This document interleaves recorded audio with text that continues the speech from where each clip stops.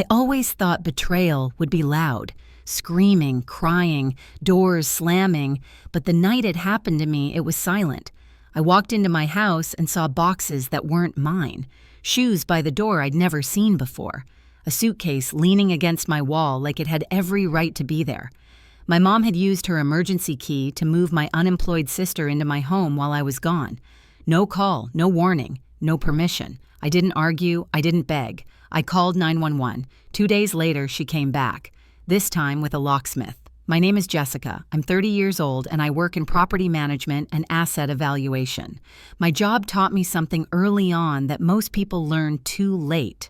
Ownership isn't emotional, it's structural. Clear lines, clear rules. That mindset didn't come from ambition. It came from survival. I didn't grow up in a loud household. There were no explosive fights, no dramatic ultimatums. What we had was quieter and harder to name. My mom, Linda, always framed control as concern. Every question felt like a check-in.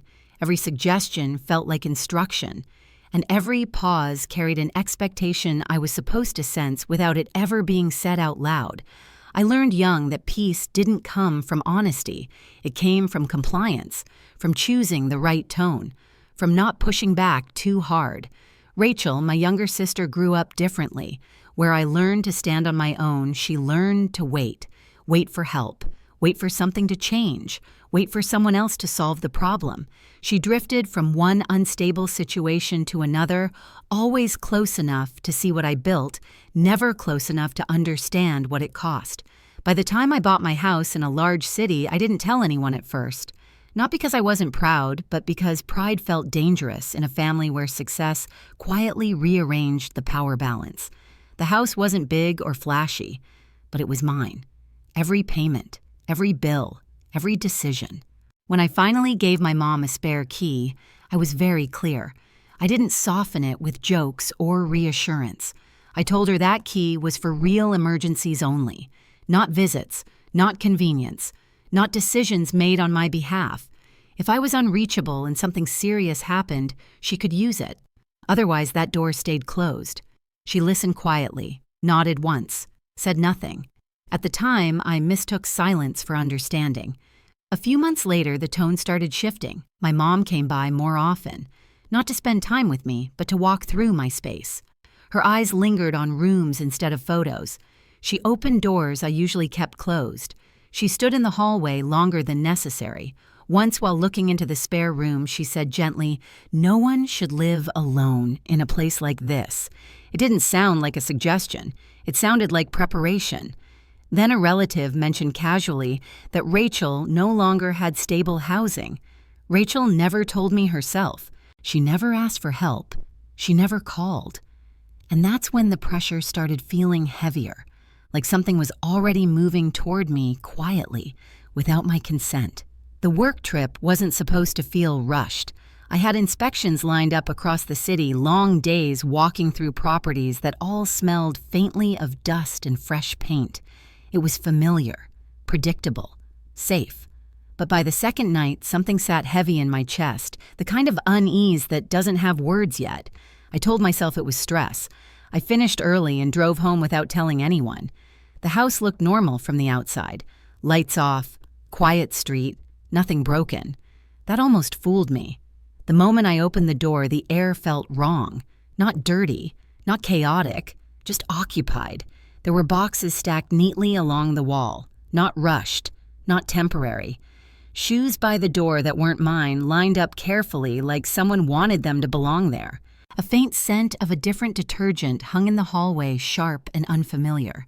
I stepped inside slowly, every sound louder than it should have been. The living room was the same, but not. My books shifted, the throw pillow angled differently. The spare space I kept intentionally empty was no longer empty. That's when Rachel walked out of the guest room. She didn't look surprised. No flinch, no apology. She looked settled, comfortable, like someone who had already unpacked emotionally even if the boxes were still closed. I asked her what she was doing in my house. My voice stayed calm, but it felt tight, like I was holding something back with both hands. She shrugged lightly and said that Mom told her it was already handled. That sentence landed heavier than anything else she could have said. It explained everything without explaining anything at all. I walked past her down the hallway. Drawers had been rearranged. Closet space shifted. The guest room had been turned into something intentional, not a crash landing. A plan. Bedding smoothed, her bag tucked into the corner like it had been measured for the space. I felt something cold settle behind my ribs. Not panic, not shock, recognition, the emergency key, the one meant for disasters, the one I had defined clearly. It hadn't been borrowed, it had been used. Rachel moved through the house like she belonged there, touching counters, adjusting small things, speaking casually about where she might put her desk. She didn't ask, she assumed. I realized then that this wasn't about her needing help. It was about access, about my mother deciding that my boundaries were suggestions, not rules. I didn't argue. I didn't raise my voice. I didn't explain my feelings, because feelings don't mean anything when a line has already been crossed. I stood in my own living room and understood something with absolute clarity. This wasn't a misunderstanding. It wasn't temporary. And it wasn't going to resolve itself if I stayed quiet.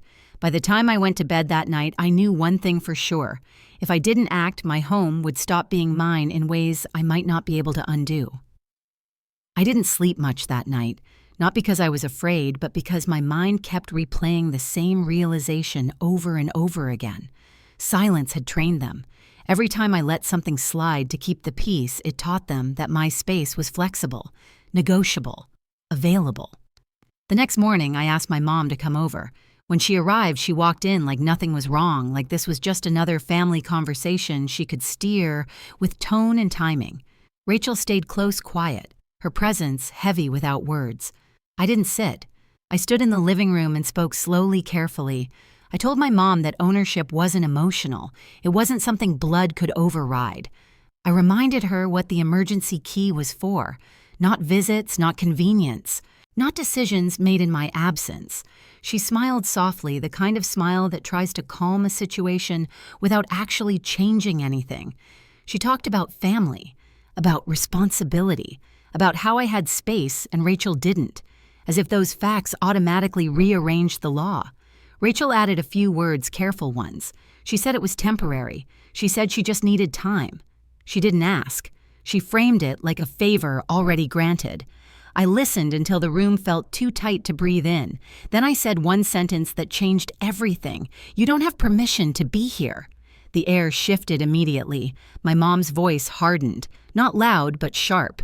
She told me I was overreacting, that I was being dramatic, that no one was hurting me. That's when I realized something important. They weren't confused. They were confident. Confident that I would eventually bend. I picked up my phone.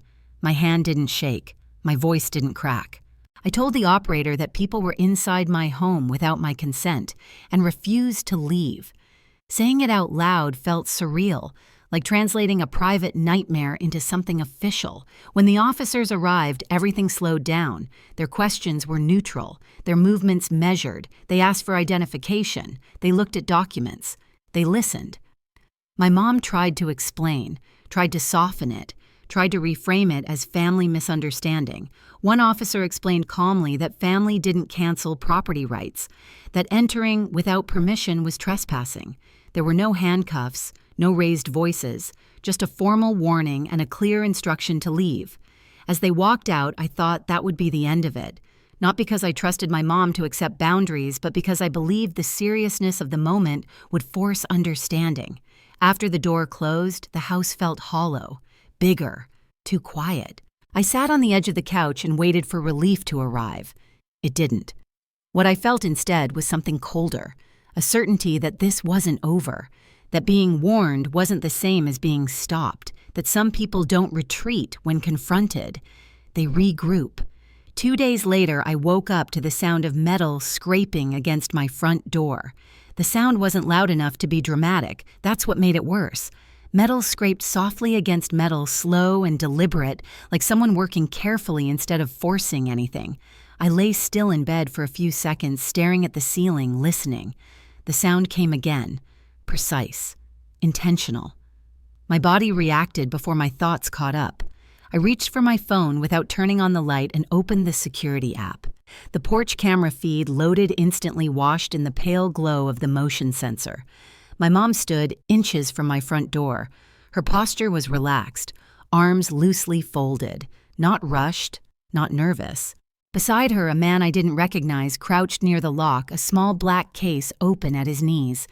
Thin metal tools moved confidently in his hands, sliding into my lock like this was routine, like he'd done it 1,000 times before. That was the moment fear finally arrived. Not panic, not chaos, something colder, the kind of fear that tells you this isn't an emotional problem anymore. This is a safety one. My mom leaned closer to him, said something I couldn't hear. Her face didn't change. She wasn't arguing, she wasn't pleading, she was waiting. I moved slowly down the hallway, careful with every step so the floor wouldn't betray me. I stopped far enough from the door to stay unseen, but close enough to feel the vibration each time his tools scraped the lock. The sound felt invasive, personal, like fingers where they didn't belong. I called 911. This time I didn't hesitate. I gave my city, explained that someone was actively attempting to enter my home without consent. My voice was steady, almost detached. The operator asked who the person outside was. Saying the word my mother out loud felt heavier than anything else that morning. The operator told me to stay on the line.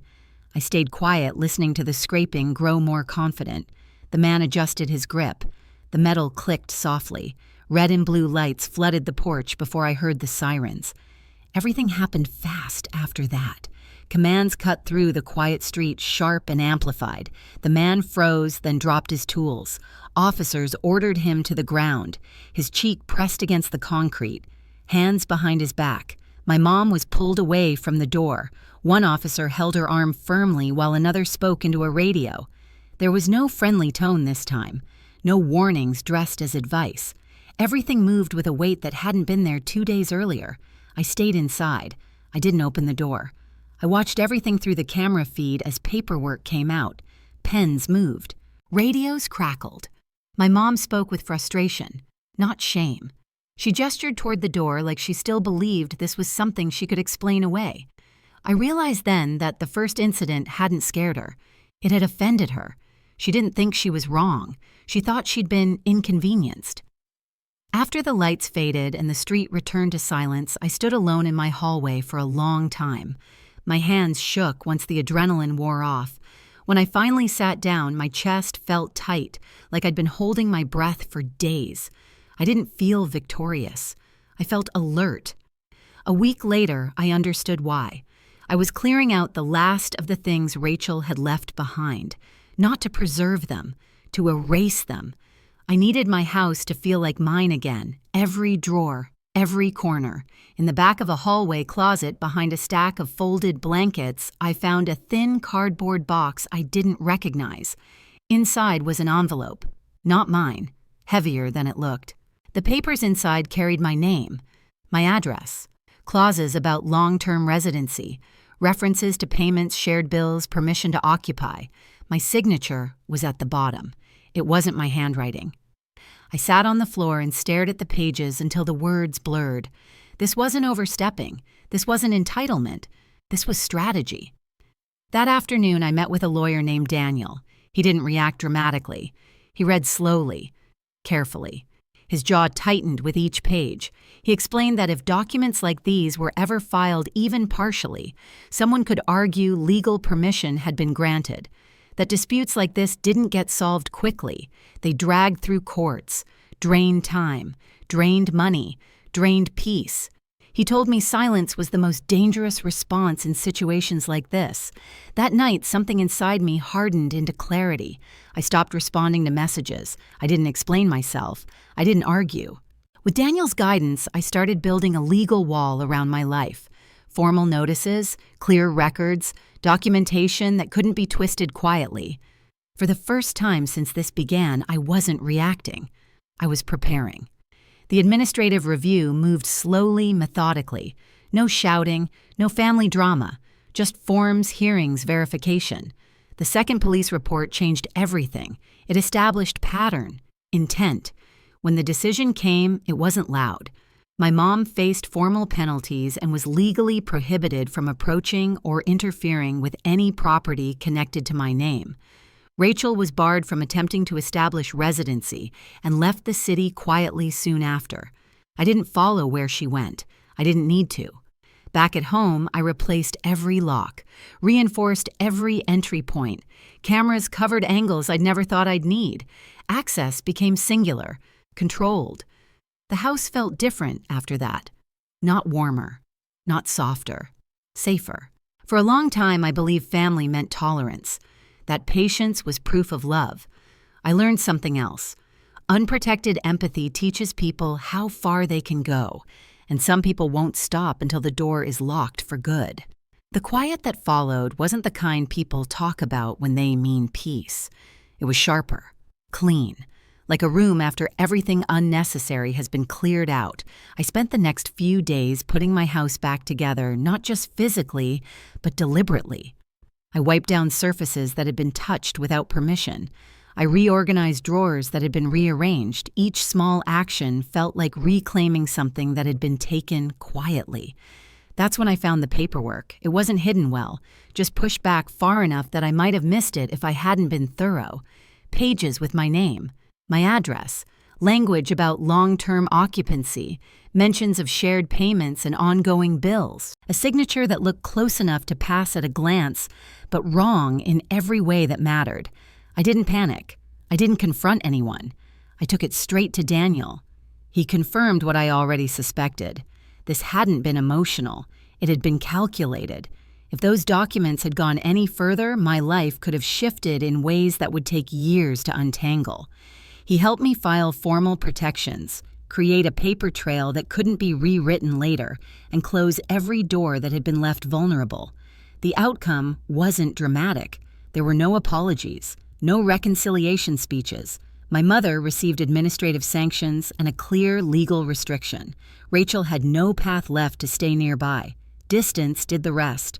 I changed the locks, updated the security system, registered everything properly. Every access point, every permission, every boundary existed in writing now. The house felt smaller afterward, not because I'd lost something, because it finally belonged to me again. I used to believe protecting yourself meant disappointing people you love. Now I know it means refusing to disappear inside someone else's expectations. Family doesn't get a free pass to erase your boundaries. Blood doesn't override consent. And peace doesn't come from staying quiet while your life is being rearranged. If you've ever had to choose yourself when no one else would, you're not wrong for that. You're not alone. If this story resonated, share your experience in the comments and subscribe so you don't miss the next one.